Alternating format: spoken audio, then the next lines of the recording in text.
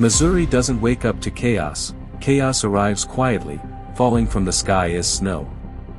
Forecasts warned of a storm, but no one expected the state to disappear under white.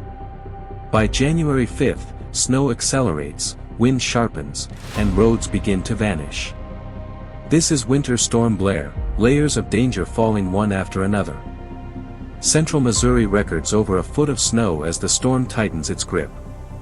South of I-70, freezing rain coats everything in glass before snow seals it shut.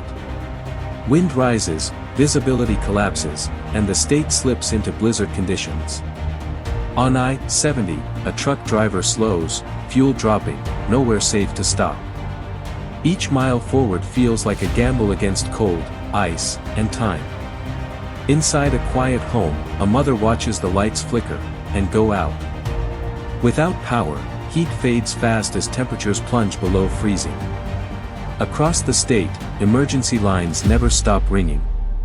Every call carries urgency: spin-outs, medical emergencies, stranded travelers. Power crews head out anyway, climbing into wind and freezing rain.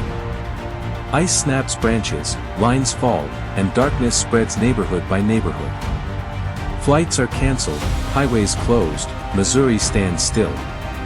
Hundreds of crashes follow, vehicles frozen in place like warnings. Meteorologists explain the clash: moisture, Arctic air, unstable climate patterns. This isn't just winter, it's volatility, growing sharper every year. When storms intensify, modern systems fail faster than we expect.